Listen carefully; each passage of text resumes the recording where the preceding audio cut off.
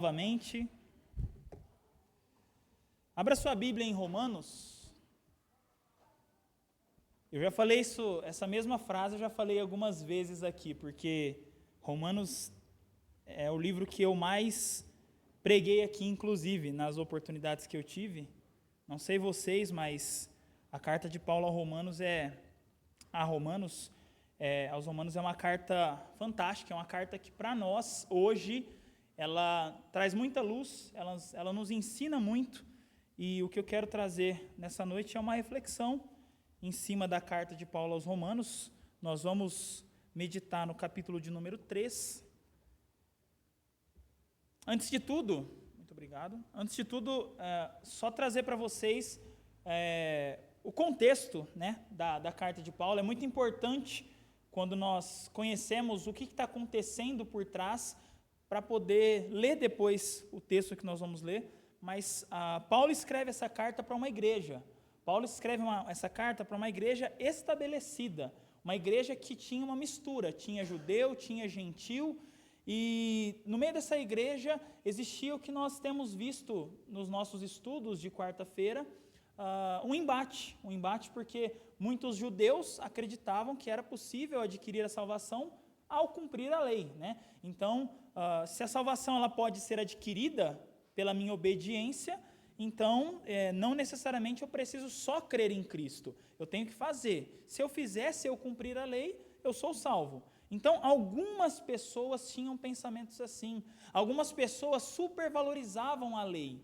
E aí Paulo vem, ao escrever essa carta para essa igreja, ele traz uma série de exortações, uma série de ensinos, mas em vários momentos Paulo ele vai estabelecer o porquê da lei. Paulo vai mostrar para essa igreja que a lei teve um papel importante, mas não foi para salvar.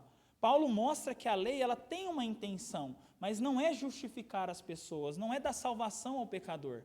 A lei ela não foi criada para que através dela, cumprindo ela, você alcançasse o céu. É isso que Paulo vai trazer aqui. Mas não é só isso. Por conta desse pensamento do judeu, o pensamento legalista, o pensamento de que você tem que cumprir a lei a qualquer custo, e se você não cumprir, você não é salvo, esse pensamento do judeu, ele conflitava com o pensamento do gentil. O pensamento do gentil, que é aquele que vem de fora, é assim, olha, já que a gente não precisa cumprir a lei, a gente pode viver então do jeito que a gente quiser. A vida, ela tem que ser vivida livremente, cada um pode fazer à vontade. A lei não está mais sobre nós, o peso da lei não está mais sobre nós. Então, o contexto dessa carta, a intenção de Paulo ao escrever essa carta, né, uma das intenções, é derrubar esse muro que existe entre judeu e gentil. É acabar com essa separação que existe. Olha, você é judeu, você é gentil. Não, isso tudo acabou. Isso tudo não existe mais. Na nova aliança, a partir do momento em que Cristo morre na cruz, daquele momento em diante, no tempo, não tem mais essa. Tanto judeu quanto gentil, todos estamos debaixo do pecado. Vocês vão ver a partir do versículo 10, nesse texto, que é o texto que nós vamos entrar a partir do 9, Paulo vai mostrar que todos nós somos iguais. Não importa se você é judeu, não importa se você é gentil, não importa se você nasceu lá em Jerusalém, não importa se você nasceu na China, no Brasil, isso tudo não faz diferença nenhuma. A grande questão é que diante de Deus não existe mais essa separação. A separação da nacionalidade não é mais um motivo para discutir. No Antigo Testamento, ok, o povo vivia dentro de uma história, de uma aliança que realmente requeria ali o cumprimento de algumas leis. No Novo Testamento, Jesus vem como aquele que cumpre essa lei. E se ele cumpre essa lei, não há mais um peso, uma obrigação para que nós hoje cumpramos essa mesma lei. Então Paulo escreve essa carta, Paulo ele vai falar nessa carta muitas coisas para poder acabar com isso. Não existe mais essa, não tem mais essa. Você é judeu? Que legal, meus parabéns para você. Você é gentil? Muito bom, legal, mas isso para Deus não tem mais diferença nenhuma. A sua nacionalidade não interfere em mais nada. Legal, você é judeu, você recebeu as pedras da lei, as tábuas da lei lá atrás. Que bom, você é tão pecador quanto o gentil que não recebeu as tábuas da lei. Essa é a separação que Paulo vai fazer. E aí, a partir do versículo 1, Paulo ele começa, agora atenção, os olhos dos irmãos para a Bíblia, para o que diz a palavra. No versículo 1 é dito: então, qual é a vantagem de ser judeu? Paulo aqui, só para explicar para vocês antes da gente prosseguir, Paulo em Romanos, o que ele faz muito, que é muito legal? Paulo, ele cria um interlocutor. Paulo, ele cria uma pessoa que ele conversa, um diálogo. Então, o tempo todo, às vezes, Paulo vai fazer pergunta e ao mesmo tempo ele vai responder. Porque é como se ele estivesse fazendo um bate-papo, é como se ele estivesse conversando com alguém. Então, ele diz o seguinte: então, qual a vantagem de ser judeu? A circuncisão tem algum valor? E ele responde: sim, há muitos benefícios. Em primeiro lugar, aos judeus foi confiada toda a revelação de Deus. É verdade, versículo 3, é verdade que alguns deles foram infiéis, mas isso significa que Deus será infiel? De maneira nenhuma. Ainda que todos sejam mentirosos, Deus é verdadeiro, e as Escrituras dizem a seu respeito: será provado que tens razão no que dizes, e ganhará a tua causa no juízo. Então aqui Paulo já começa o capítulo 3 fazendo uma pergunta retórica, fazendo uma pergunta que ele mesmo responde. Tem alguma vantagem em ser judeu? Será que seria melhor nós termos nascido lá em Jerusalém do que ter nascido aqui no Brasil? Será que era melhor você ser judeu do que você ser grego? Paulo fala assim, sim, tem muitas vantagens, tem muitos benefícios. Em primeiro lugar, os judeus receberam toda a revelação de Deus. Deus começou o trabalho dele com os judeus. Isso é muito importante. Só que Paulo aqui está preparando o terreno para ele vir com a exortação. E aí ele continua no versículo 5. Alguém poderia dizer: mas nosso pecado não cumpre um bom propósito, ajudando os outros a verem como Deus é justo? Não é uma injustiça, portanto, Deus nos castigar? E aí ele está dizendo isso segundo o ponto de vista humano. Então veja bem, a pergunta de Paulo aqui é a seguinte: olha, se o nosso pecado quebra a lei e faz com que Deus então salve gentios, que é esse o contexto aqui, graças ao pecado de Israel, de Jerusalém, graças ao pecado dos judeus, Deus então começa a atuar na salvação de gentios. Esse é o pensamento deles, certo? E aí ele já antecipa, ele diz assim: olha, alguns de vocês poderiam dizer: o nosso pecado não está cumprindo o propósito de Deus? O judeu está dizendo mais ou menos assim: olha, se eu estou rejeitando o evangelho, não significa então que eu estou fazendo a vontade de Deus, eu estou fazendo uma coisa boa? Olha que pergunta. E aí Paulo vai dizer, eu estou falando isso do ponto de vista humano. E ele responde no versículo 6, claro que não. Se fosse assim, como Deus poderia julgar o mundo? Alguém poderia argumentar ainda mais, mas por que Deus me condena como pecador se minha mentira ressalta sua verdade e lhe traz mais glória? Se a lei não foi dada, veja bem, se a lei não foi dada para salvação, e eu estou quebrando a lei, eu estou evidenciando então a glória de Deus, porque Ele não salva pela lei, eu não estou fazendo algo bom? Olha a pergunta que Paulo já está antecipando dos seus opositores. Versículo 8, e alguns até nos difamam, afirmando que dizemos: quanto mais pecarmos, melhor. Olha que maravilha. Lá no capítulo 6 ele vai voltar nesse tema. Por quê? Porque muitas pessoas estavam achando que, da seguinte maneira: já que Deus nos salvou enquanto nós éramos miseráveis pecadores, sabe o que a gente vai fazer? Vamos pecar mais. Porque quanto mais eu peco, mais a graça de Deus é sobre mim. E Paulo vai dizer: quem diz essas coisas merece a condenação. E aí, a partir do versículo 9, que é o texto que nós vamos pensar nessa noite, do 9 até o versículo de número 31, nós temos aqui duas realidades. E é dessa maneira que eu quero que você olhe para o texto. Você tem a primeira realidade, que é a realidade de quem nós éramos. A partir do versículo 9, nós temos uma realidade que indistintamente serve para judeu e gentil. Serve para rico e para pobre. Para branco, negro, para alto, baixo, para criança, adulto, não importa. Essa é a realidade de quem nós éramos. Essa é a realidade de todo aquele que não confessa Jesus. Essa é a realidade de todo aquele que não está hoje em condição de salvo. E a partir do versículo 9, Paulo diz o seguinte: pois bem, devemos concluir que nós, judeus, somos melhores do que os outros? Olha só, lá no comecinho ele falou assim que tem muita vantagem em ser judeu, certo? Aqui ele já fala, olha, não, de maneira nenhuma, pois já mostramos que todos, judeus ou gentios, estão sob o poder do pecado. Tem uma linha que separa judeu e gentil, mas isso aqui não tem nada que separe. Imagina que está todo mundo no mesmo bolo, está todo mundo dentro do mesmo saco, judeu, gentil, não importa a condição, todos são pecadores, todos estão sob o poder do pecado. E aí Paulo ele diz o seguinte, como afirmam as Escrituras, versículo 10, ninguém é justo, nenhum sequer, ninguém é sábio, ninguém busca Deus, todos se extraviaram, todos se tornaram inúteis, ninguém faz o bem, nenhum sequer. Isso aqui é a realidade de quem nós éramos. Antes de Cristo nos salvar, nós não éramos pessoas sedentas por Deus, nós não éramos pessoas bondosas, nós não éramos pessoas que faziam as coisas mais maravilhosas e lindas possíveis, nós éramos pessoas injustas. É dito aqui no versículo 10, ninguém é justo, nenhum sequer, ninguém é sábio, ninguém busca a Deus. Como que nós podemos olhar para as pessoas hoje que estão em rebelião contra Deus e achar que elas estão buscando a Deus em alguma medida? Elas não estão. É necessário que Deus busque essas pessoas, assim como Deus nos buscou. É necessário que Deus resgate essas pessoas, assim como Deus nos resgatou. A realidade de quem nós éramos é exatamente essa. Ninguém. Ele continua dizendo, todos se desviaram, todos se tornaram o quê? Inúteis. Pesado, né?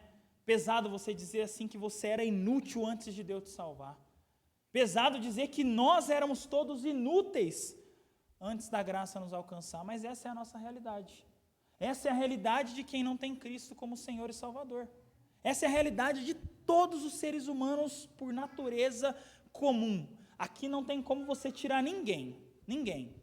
E é interessante que Paulo aqui, ele não está se baseando nos pensamentos próprios dele.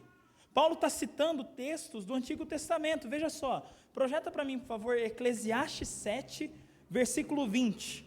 Olha só de onde Paulo tirou a afirmação dele nesse texto, Eclesiastes 7, versículo 20. Não há uma única pessoa na terra que sempre faça o bem e nunca peque. Isso aqui foi escrito muito tempo antes de Paulo nascer. Então, Paulo não está apresentando uma doutrina nova. Até porque Romanos foi escrito, a intenção de Paulo ao escrever Romanos, eu falei uma das intenções, mas Paulo escreve a carta de Paulo aos Romanos porque ele queria ser enviado em missão lá na Espanha, ele queria pregar o evangelho na Espanha. Então, o que ele faz? Ele escreve uma carta para a igreja em Roma, para que a igreja em Roma conheça o evangelho que ele pregue, e a partir disso envie ele para pregar na Espanha. Então, Paulo precisa colocar isso dentro do evangelho dele. Paulo precisa deixar claro que o evangelho diz que não há ninguém que não peque, não há uma só pessoa que faça o bem. Poxa, mas eu estou olhando aí fora, as pessoas estão fazendo tantas coisas boas. Diante de Deus, não há uma única pessoa que faça o bem. Não há. Não existe porque, por natureza, o nosso estado é um estado de condenação, é um estado de rebelião, é um estado de morte, é um estado de pecado. Agora projeta para mim Salmo de número 14, versículo 1 a 3, que é também da onde Paulo tira o seu pensamento. Eu acho isso fantástico em Paulo. Paulo, o tempo todo, ele está citando as Escrituras, ele está citando o Antigo Testamento. Então, sempre que você lê a Bíblia dizendo assim, olha, como está escrito, como afirmam as Escrituras, é uma citação do Antigo Testamento. Aqui diz o seguinte, Salmos 14, versículo 1, os tolos dizem em seu coração, não há Deus, são corruptos e praticam o mal, nenhum deles faz o bem. O Senhor olha dos céus para toda a humanidade para ver se alguém é sábio, se alguém busca a Deus. Todos, porém, se desviaram, todos se corromperam, ninguém faz o bem, nenhum sequer. Percebe que essa é a pregação desde o Antigo Testamento? Percebe que os judeus ouviam essa mesma pregação? Percebe que essa mensagem ela é pregada muito tempo antes do próprio Jesus vir ao mundo e morrer no lugar de pecadores? Por quê? Porque essa é a realidade.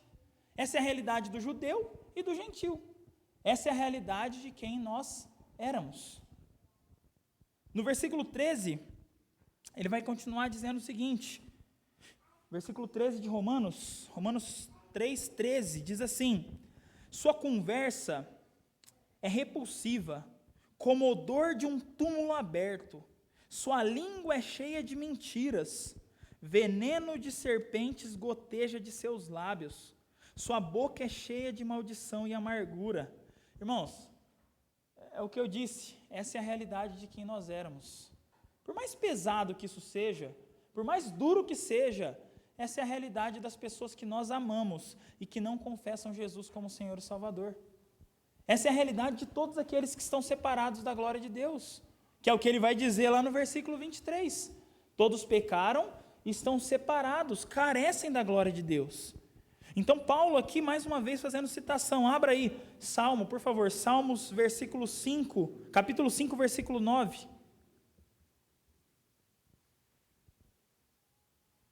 Meus inimigos são incapazes de falar a verdade, seu desejo mais intenso é destruir, sua conversa é repulsiva, como o mau cheiro de um túmulo aberto, sua língua é cheia de bajulação.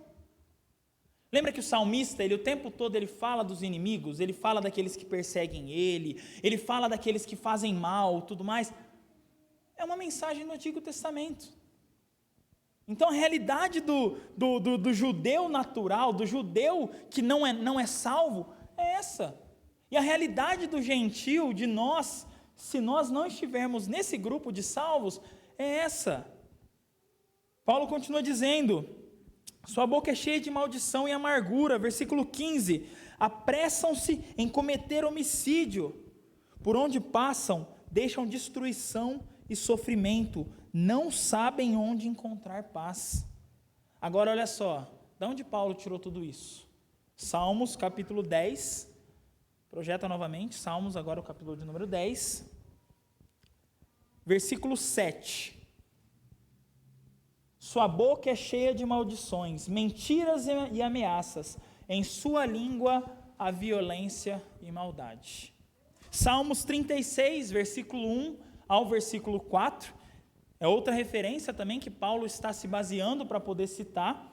Salmos 36, 1 a 4. O pecado do ímpio sussurra ao seu coração, ele não tem o menor temor de Deus. Em sua cega presunção, não percebe quão grande é sua perversidade. Tudo o que diz é distorcido e enganoso, não quer agir com prudência nem fazer o bem. Mesmo à noite, trama maldades, suas ações nunca são boas e não se esforça para fugir do mal. E aí, como você pode olhar para uma pessoa e falar assim: nossa, que pessoa maravilhosa, só falta uma coisinha para ela, sabe o que é? É Jesus. Falta só uma coisinha desse tamanhozinho para ela aqui, ó. Só falta Jesus na vida dela. Ela é muito boa, ela é exemplar, ela é excelente como pessoa, excelente profissional, mas falta Jesus na vida dela. Sabe por quê? Porque a realidade é essa. Paulo vem trazer uma doutrina velha, uma doutrina antiga, um ensino antigo. Esse ensino, inclusive, está no nosso hino que nós cantamos, Escolhido Fui, na primeira estrofe dele. Pode um morto se levantar? Essa é a nossa realidade. A realidade do homem natural é essa. E Paulo continua dizendo no versículo 18, não tem o menor temor sobre Deus, que é exatamente o que é dito aí. Projeta Salmo 140, versículo 1 a 3, e aí vocês percebem como que Paulo, ele era um amante de salmos, né? Ele amava salmos, porque ele citava muitos salmos. Salmo 140, versículo 1 a 3. Ó Senhor, livra-me dos perversos, protege-me dos violentos, dos que tramam o mal em seu coração e provocam tumultos o tempo todo. Agora olha o versículo número 3. Sua língua fere como serpente, veneno de víbora goteja de seus lábios. Não é a mesma coisa que Paulo está falando? É a mesma coisa. Por quê? Porque Paulo está bebendo exatamente de salmos. A Escritura é perfeita. A Escritura mostra exatamente a realidade de quem nós éramos. E é esse o primeiro ponto que eu quero apresentar aqui para vocês. A realidade de quem nós éramos. Nós nunca podemos nos esquecer de onde Deus nos tirou. Nós nunca podemos nos esquecer de quem nós éramos antes da graça nos alcançar. A gente tem que lembrar todo dia. Porque se a gente esquece dessas verdades, a gente acha que é alguma coisa, a gente acha que é bom, a gente acha que faz alguma coisa boa por nós mesmos, a gente acha que merece aplausos. Mas essa é a realidade de quem nós éramos. Isaías 59, nem só de Salmos viveu o apóstolo Paulo, ele citou Isaías 59, versículos 7 a 9 também. Olha só, Isaías 59, 7 a 9. Projeta, por favor. Isaías 59, 7 a 9. Isso. Vamos lá. Seus pés correm para fazer o mal e se apressam em cometer homicídio. Pensam somente em pecar. Por onde passam, deixam sofrimento e destruição. Não sabem onde encontrar paz. Não entendem o que significa ser justo. Traçaram caminhos tortuosos e quem os segue não sabe o que é paz. Não há retidão em nosso meio. Não sabemos viver de modo justo. Procuramos luz, mas só encontramos trevas. Procuramos claridade, mas andamos na escuridão. Saia na rua e procure alguém que é bom. Você não vai encontrar ninguém. Comece no espelho. Você não vai encontrar ninguém. Eu não vou encontrar ninguém. Nós não encontraremos ninguém que seja bom. Porque esse é o retrato falado de quem nós éramos. Esse é o retrato falado de quem cada um de nós éramos antes da graça nos alcançar. É o que eu disse, é importante, é essencial que a gente não se esqueça de onde Deus nos tirou. Porque a salvação não é qualquer coisa. A salvação é uma obra sobrenatural de Deus no homem. A salvação é algo que é impossível para o homem. O homem não consegue alcançar a salvação por si só. E Paulo bate nessa tecla com os Gálatas, ele bate nessa tecla com a igreja em Roma. Tudo isso por quê? Porque ainda tinham pessoas que acreditavam que era possível alcançar a salvação pelos próprios méritos. Era possível alcançar a salvação pela sua própria vontade. Se isso é verdade, então tudo isso aqui é mentira sobre nós. Se é verdade que nós alcançamos a salvação porque nós somos bons, ou porque eu posso fazer tudo o que eu quero, essa realidade aqui, bíblica, é mentira. Mas a palavra de Deus é verdadeira. E Paulo vai dizer isso exatamente ali no texto que nós lemos de Romanos 3. Ele vai dizer aqui no versículo número 3. Ele diz assim, ó: é verdade que alguns deles foram infiéis, mas isso significa que Deus será infiel? De maneira nenhuma. Ainda que todos sejam mentirosos, Deus é verdadeiro. Ainda que todos sejam mentirosos, Deus é verdadeiro. Então essa é a nossa realidade. Ou melhor, essa era a nossa realidade. Essa era a nossa realidade antes de Cristo. Essa era a nossa vida antes de Cristo. Talvez nós vamos olhar para esse texto e falar assim: não, mas eu não era um assassino. Eu não matava as pessoas. Mas a Bíblia vai dizer que se nós odiamos alguém, nós já estamos cometendo homicídio. Nós estamos matando, nós estamos quebrando o mandamento. Então essa é a nossa realidade, de todos nós, ninguém escapa. Paulo está mostrando o seguinte: não há quem esteja fora do poder do pecado. É assim que ele começa o versículo 9 que nós acabamos de ler.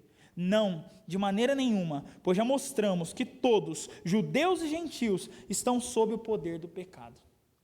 Então esse é o nosso retrato, irmãos. Antes de Cristo. Esse é o nosso retrato. Mas graças a Deus que esse retrato não para por aí. Porque se parasse por aqui, todos nós estaríamos perdidos. Se acabasse exatamente aqui a história, nós seríamos pecadores condenados ao inferno. Mas não acaba por aí.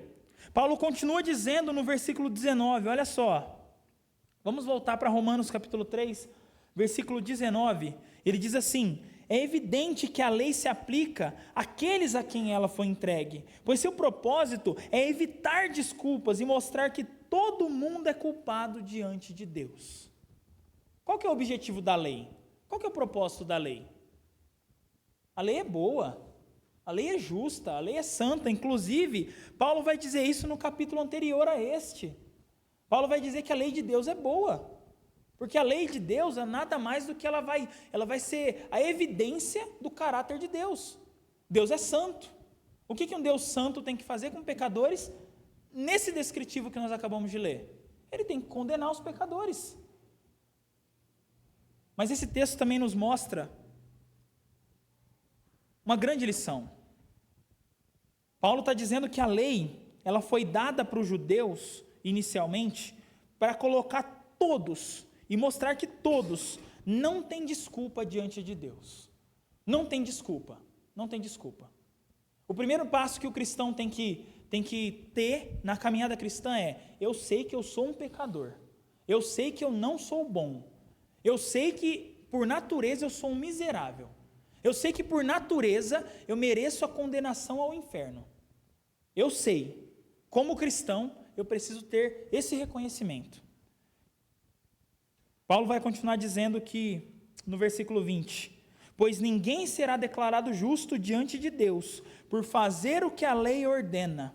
A lei simplesmente mostra o quê? O quanto somos. Não adianta, a gente pode vir aqui e fazer tudo conforme o protocolo. A gente pode vir aqui e fazer tudo bonitinho. A gente pode fazer tudo maravilhosamente bem. Se a gente não entender que o fazer aquilo que é correto, aquilo que é bom, não vai nos dar a salvação, a gente vai continuar nos apoiando nisso. Nós não praticamos os ensinamentos bíblicos, a gente não busca imitar Jesus para ganhar a salvação. Olha, já sei, hoje eu vou na igreja. Sabe por que eu vou na igreja? Porque se eu não for, eu vou estar cometendo pecado. Então eu vou só por causa disso. Eu não vou para adorar o Senhor, eu não vou porque o Senhor me chama para isso, eu não vou porque é o lugar mais importante que eu preciso estar nessa noite, eu não vou porque o Senhor é digno da minha adoração, eu vou porque eu quero fazer tudo correto. Isso não vai salvar você. Paulo diz claramente: ninguém será declarado justo diante de Deus por fazer o que a lei ordena. Ninguém. Você pode ser impecável com a lei. Paulo, esse que escreve essa carta, ele diz assim que diante da lei, não tinha ninguém mais irrepreensível do que ele. Ele era o maior cumpridor da lei.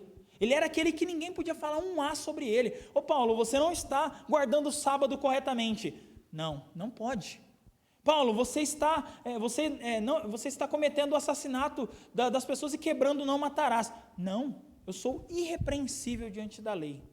Paulo fala isso. E agora ele está dizendo que ninguém pode ser declarado justo por obedecer à lei. Ninguém. E aí, a partir do versículo 21, nós temos agora uma mudança de realidade. Depois de colocar tudo isso para essa igreja, para judeus e para gentios, Paulo agora vai mostrar para eles o seguinte: olha, vocês entenderam que vocês são pecadores, vocês entenderam a realidade de vocês entenderam quem vocês eram. Agora eu vou apresentar para vocês quem vocês são, a realidade de quem nós somos, a realidade da nossa vida agora, estando em Cristo. E a partir daqui, Paulo então começa a mostrar a vida prática do Evangelho. Ele começa a mostrar o que o Evangelho causa na vida de uma pessoa. Ele não causa uma vida de abraços ao pecado, ele não causa uma vida de mornidão. O Evangelho não causa uma vida de tanto faz para as coisas de Deus, não é isso que o Evangelho causa. Versículo 21, Paulo diz: agora, porém, conforme prometido na lei de Moisés e nos profetas, Deus nos mostrou como somos declarados justos diante dele, sem as exigências da lei. Como que é isso? Somos declarados justos diante de Deus por meio da fé em Cristo Jesus. E isso se aplica a todos os que creem, sem nenhuma distinção. Uau, que notícia maravilhosa! Que notícia maravilhosa nós recebemos então nessa noite. A realidade de quem nós éramos era olha só, versículo 10, recapitula comigo. Versículo 10, ninguém é justo, nenhum sequer, ninguém é sábio, ninguém busca Deus, todos se desviaram, todos se tornaram inúteis, ninguém faz o bem, nenhum sequer. Sua conversa é repulsiva, odor em túmulo aberto, língua cheia de mentira, veneno de serpente goteja dos lábios, boca cheia de maldição e amargura, apressam-se para cometer homicídio, destruições e sofrimentos. Tudo isso, olha só, tudo isso é uma notícia ruim É a má notícia do Evangelho. Mas a boa notícia do Evangelho é o que Paulo diz aqui agora no versículo 22. Somos declarados justos diante de Deus por meio da fé em Jesus Cristo. E isso se aplica a todos, sem nenhuma distinção. Não importa se você é judeu, se você é grego, se você é brasileiro, não importa se você é estudioso, se você tem doutorado, não importa se você não sabe nem ler, isso tudo não importa. O que importa é que pela fé em Jesus Cristo, você é declarado justo. É isso que importa. Não importa o que você faz, não importa o que você tem, o que você é, não importa nada disso. A boa notícia do Evangelho é essa. Pela fé em Jesus Cristo, você é declarado justo. Pela fé em Jesus Cristo, você ganha o que a lei não pode te dar, o que as suas obras não podem te dar, o que a coisa mais linda que você fizer nesse mundo não pode te dar. Pela fé em Jesus Cristo, você ganha a justificação. Versículo 23 é um versículo que Paulo coloca no meio da realidade de quem nós somos, mas trazendo a realidade de quem nós éramos, porque ele diz assim: pois todos pecaram e não alcançam o padrão da glória de Deus. Mas, esse mas de vez em quando, ele é assustador. De vez em quando ele é muito bom. Nesse caso ele é bom. Mas, ele, em sua graça, nos declara justos por meio de Cristo Jesus, que nos resgatou por nossos pecados. Irmãos, a salvação é algo tão grande, mas tão grande, que nem 200 anos de vida seria capaz para poder retribuir o que foi feito. Nem 500 anos de vida seria capaz de pagar para Deus o fato dele ter nos salvado. Nem 1 milhão de anos de vida seria possível pagar para Deus o fato de Ele ter nos salvado. E a expressão que Paulo usa aqui é uma expressão muito emotiva. Ele diz assim: Ele em sua graça nos declara justos por meio de Cristo Jesus, que nos resgatou do castigo por nossos pecados. Nós cometemos pecados. A nossa vida foi de pecado. Mas Cristo pagou o castigo que seria por causa desses pecados. Cristo pagou o castigo que era pela nossa mentira, que era pela nossa fofoca, que era pelo homicídio, pela traição, por tudo. Cristo pagou por isso. E o mais legal disso é saber que o único pagamento que Deus aceitaria era esse. Deus não aceitaria nenhum outro pagamento. Todos os sacrifícios do Antigo Testamento, a Bíblia vai dizer que Deus ele levou em consideração tudo isso, ele recebeu, mas esses sacrifícios era para pré-anunciar o sacrifício, que era Jesus Cristo. Então, a única moeda que Deus aceitaria era a que vinha do próprio Filho dele. Ele não aceitaria nenhum outro pagamento. Você podia tentar. Você podia sacrificar 1 milhão de animais. Você podia subir uma escadaria de 1000 metros de joelho. Você poderia entregar R$1 milhão aqui de dízimo. Isso não seria suficiente para poder pagar o resgate dos seus pecados. A única coisa capaz de pagar o resgate dos seus pecados é a morte do Filho de Deus. Somente a morte do Filho de Deus. E aí Paulo continua dizendo aqui, no versículo 24 nós lemos agora, 25.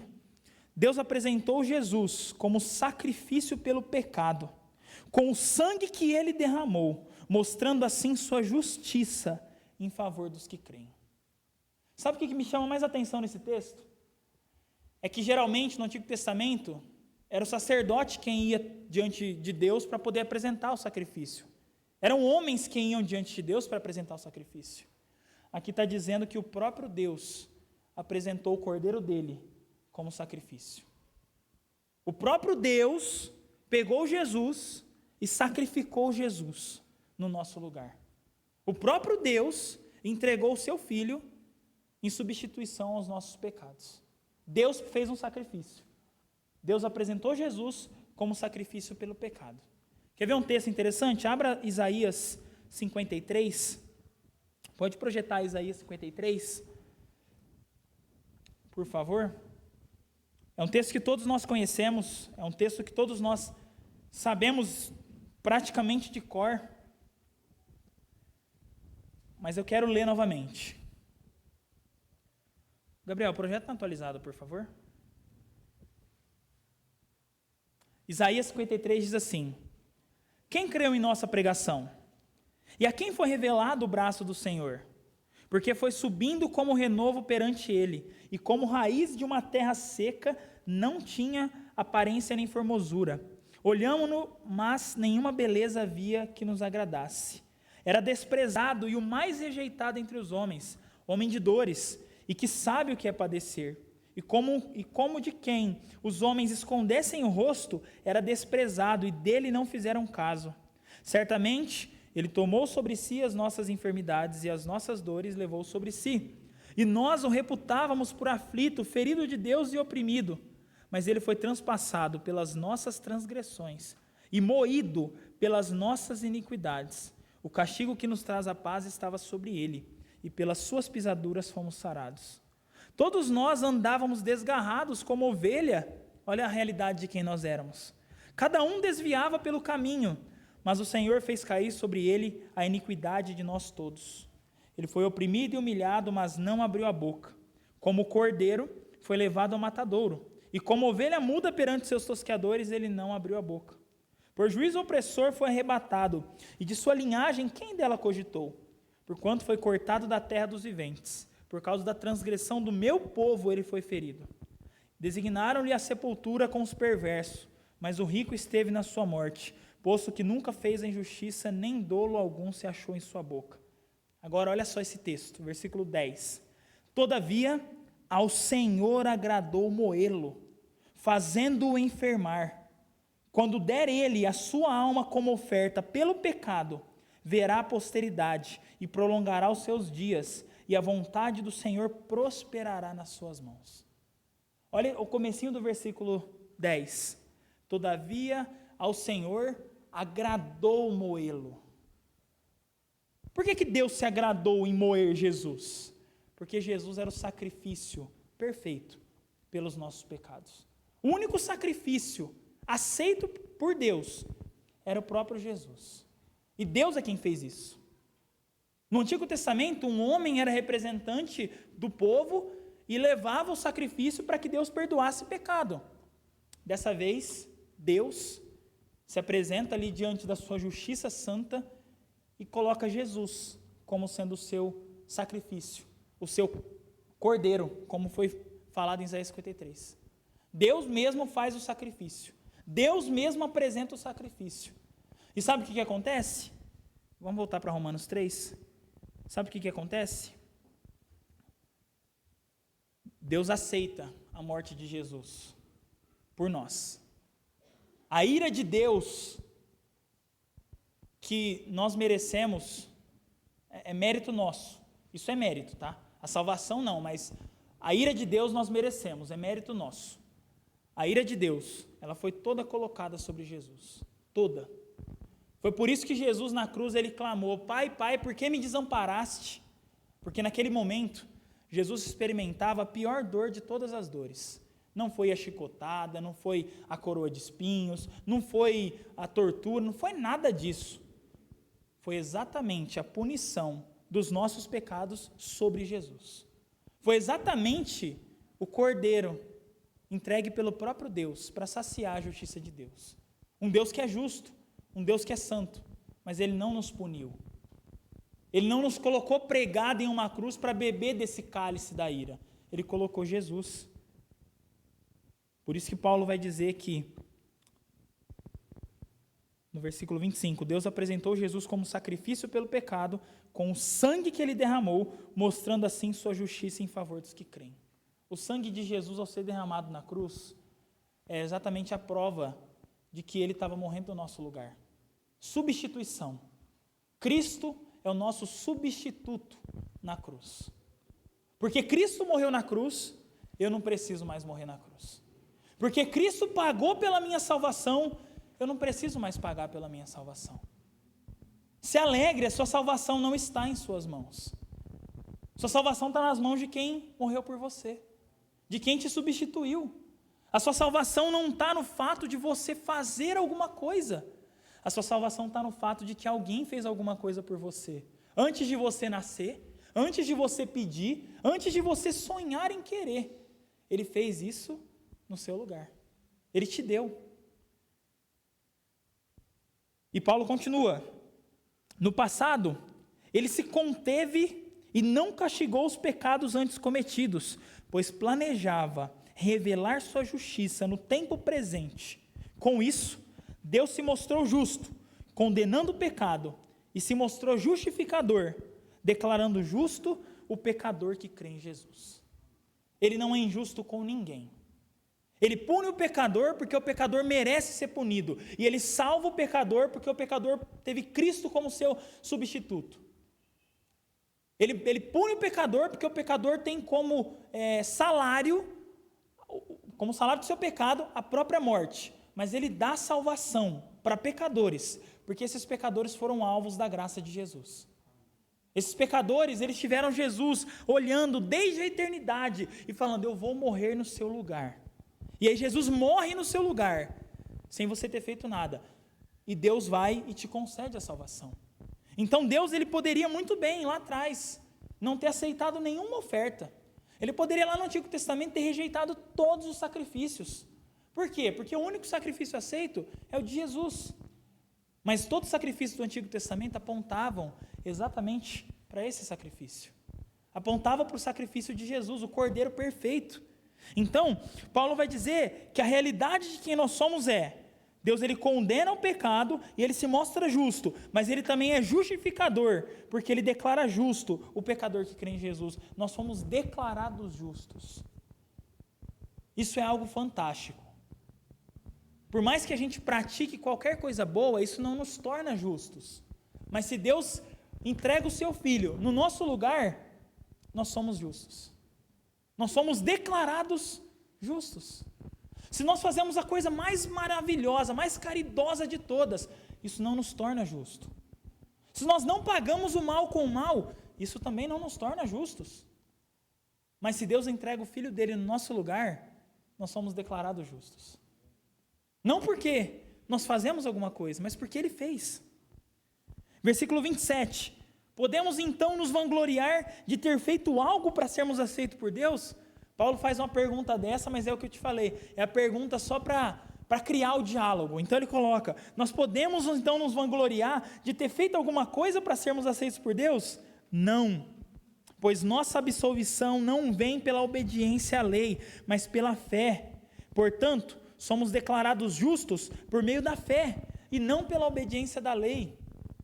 Parece que Paulo está sendo repetitivo, não parece? Parece que Paulo está falando a mesma coisa o tempo todo, não é? Ele fala em Gálatas, ele fala em Efésios, ele fala em Romanos. Irmãos, nosso coração, por natureza, ele é muito mau, ele é enganoso. O nosso coração, ele quer glória. O nosso coração, ele quer mérito. O nosso coração, ele quer aplauso. O nosso coração, sabe o que ele quer? Confete. O nosso coração quer, por natureza. Então Paulo vem enfatizar, porque isso precisa ser enfatizado. É como se todos os dias nós precisássemos acordar, olhar no espelho e falar assim: não vem de você, não vem de você, vem de Deus. Não vem do que você vai fazer, vem do que Deus fez por você. Então Paulo enfatiza isso. E aqui Paulo termina o capítulo 3 dizendo, versículo 29, daqui em diante nós caminhamos para o final. Paulo diz assim: afinal, Deus é Deus apenas dos judeus? Lembra que eu disse que Paulo queria derrubar o muro? Ele queria acabar com essa ideia de que, eu sou judeu, então se eu sou judeu significa que Deus, Ele olha mais para mim, se eu sou judeu significa que Deus me ama mais, e não sei o quê. Acabou, isso não existe. Não existe. Acaso Deus, Ele é apenas Deus dos judeus? Não. Paulo vai falar: não é também dos gentios? Claro que sim.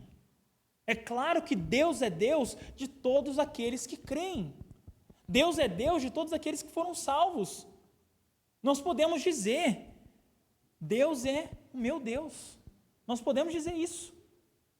Na cabeça de alguns judeus, não. Deus, ele olhou para nós. Deus, ele veio para nós. Jesus Cristo, ele veio para nós. Não. Deus é Deus somente dos judeus? Não.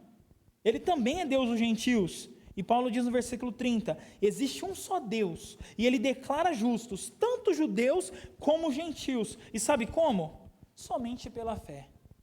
De novo, Paulo, somente pela fé? De novo. Porque eu e você precisamos ouvir isso 1 milhão de vezes. Porque nós precisamos disso no nosso coração todos os dias. Porque nós precisamos entender que é sempre pela fé. Na vida cristã, tudo é pela fé, do começo ao fim. O que eu faço é pela fé, o copo de água que eu tomo é pela fé. A oração que eu faço é pela fé. A boa obra que eu faço é pela fé. O vir na igreja é pela fé. O viver diário é pela fé.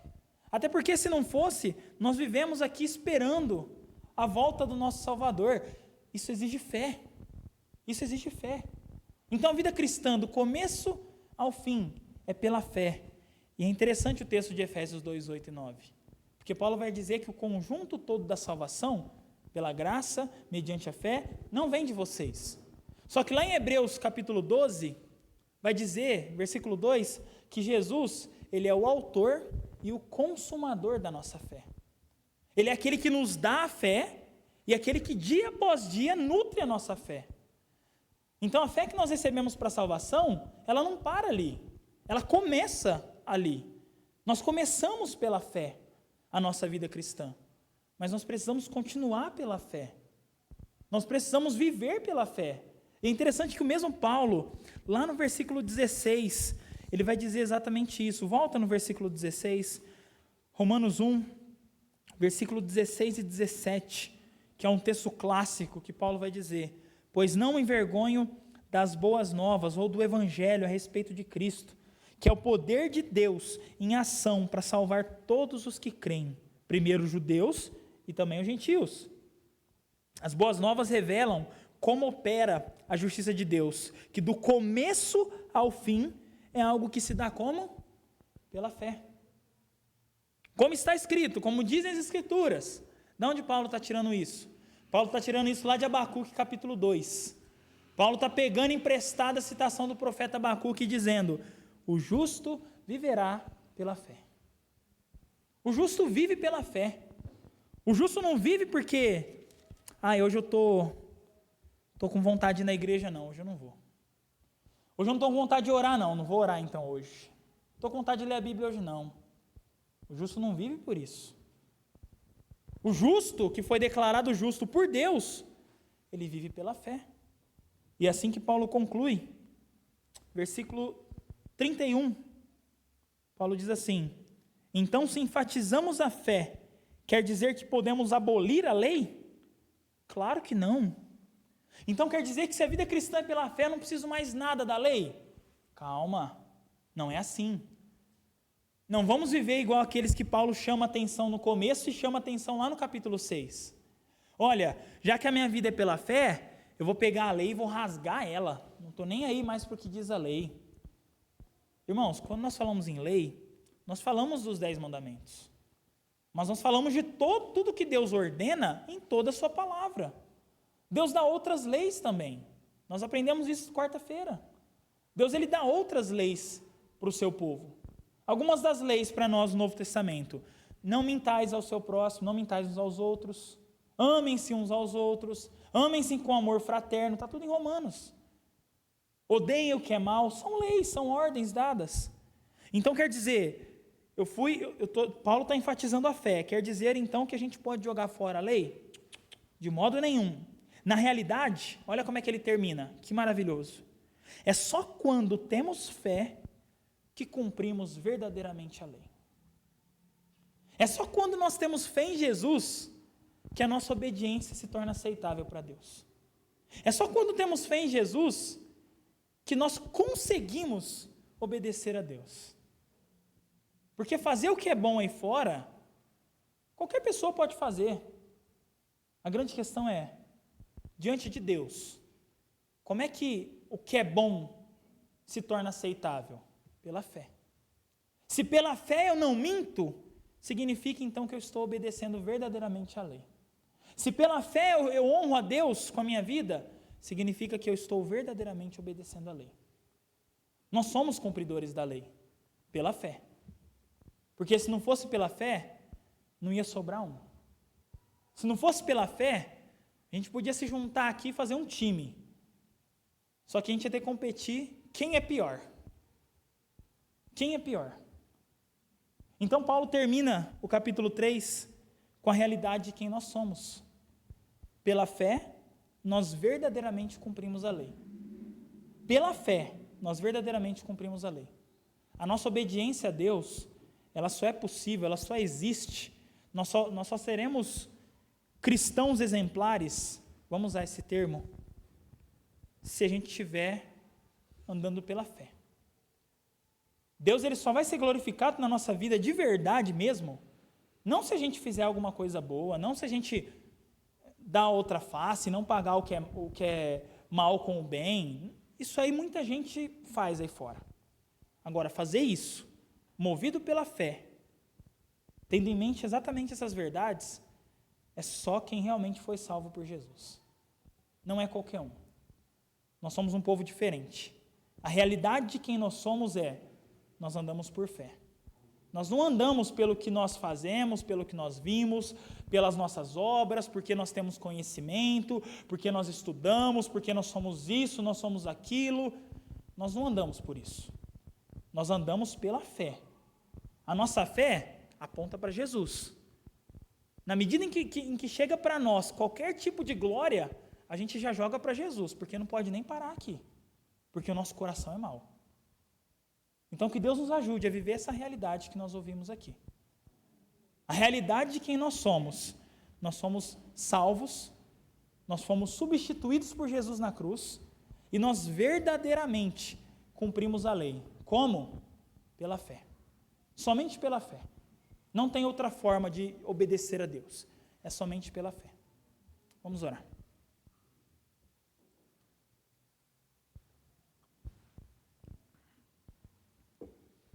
Senhor Deus, agradecemos ao Senhor por essa noite, por esse culto. Agradecemos porque a palavra do Senhor nessa noite nos trouxe importantes lições, especialmente o fato de que antes nós estávamos perdidos, nós estávamos longe do Senhor, mas o Senhor veio até nós, o Senhor nos resgatou. A nossa realidade hoje é uma realidade de fé, é uma realidade onde o Senhor está presente. E nós te agradecemos pela maravilhosa salvação que o Senhor deu para nós. Agradecemos porque nós não merecíamos, mas pela graça o Senhor nos deu. Que o Senhor continue a nos ensinar, que a nossa vida realmente seja para a glória do Senhor. Que cada momento da nossa vida, cada situação, cada respirar, seja para a glória do Senhor. Nos ajude a vencer o nosso próprio coração. E que esse culto realmente tenha sido uma manifestação de fé, para que a glória do Senhor seja vista. Que o Senhor tenha recebido todos os cânticos, que o Senhor tenha recebido todas as orações, que o Senhor tenha recebido a palavra que entrou no nosso coração e que o Senhor tenha sido glorificado nas nossas vidas nessa noite. Nós agradecemos e oramos ao Senhor em nome de Jesus. Amém. Bom, Roberto.